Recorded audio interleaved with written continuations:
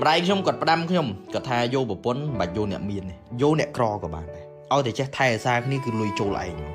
អញ្ចឹងខ្ញុំសុំមិននិយាយពីអាយុទេណាខ្ញុំសុំនិយាយពីគំនិតវិញ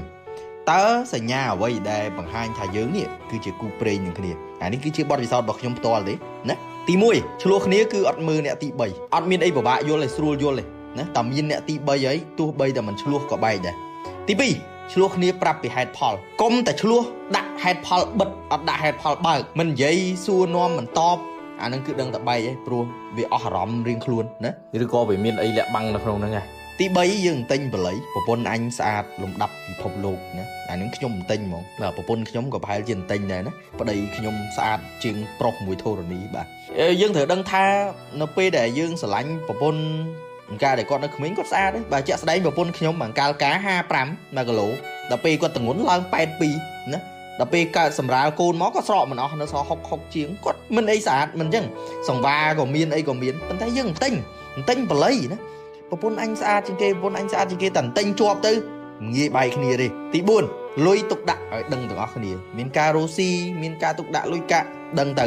ណាឥឡូវអត់មានអីបាក់ទេទៅបើកកងរួមណាអត់ខ្វះកន្លែងបើកកងរួមទី5កុំនិយាយលក្ខណៈឯកជនអាហ្នឹងគឺខ្ញុំអត់គ្រប់គ្រងហ្មងខ្ញុំធ្លាប់ឮអ្នកខ្លះគេចែករំលែកគេថាប្តីប្រពន្ធខ្ញុំនៅពេលដែលគាត់ទៅណាទៅណីអញ្ចឹងខ្ញុំអត់សូវសួរនាំគាត់ទេខ្ញុំចង់ទុកពេលវេលាឯកជនហើយពេលខ្ញុំទៅក៏គាត់មិនត្រូវសួរខ្ញុំដែរបាទរហូតដល់មានអ្នកខ្លះទៀតហ្នឹងគឺចេញមុខនិយាយនៅលើសាធារណៈថាប្តីហត់ណាស់ប្តីសុំពេល private ជាមួយអ្នកណា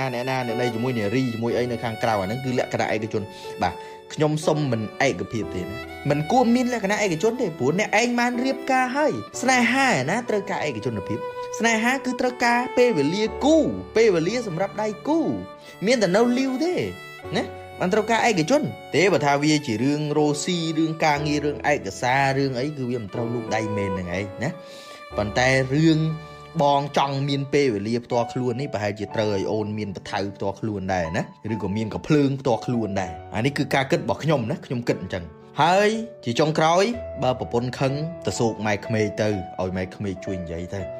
ម៉ែក្មេកគាត់មាន protocol ក្នុងការសម្របសម្រួលហើយណាឲ្យតែយើងពិតជាចង់សម្របសម្រួលមែនវាមិនទៅណាទេវាមិនបែកគ្នាទេ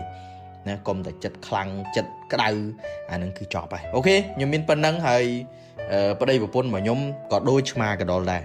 ណាមិនមែនជាគូស្នេហ៍អី sweet 24ម៉ោងអីទេអត់ទេយើងតែងតែប៉ះទង្គិចប៉ុន្តែយើងមានវិធីទាំងអស់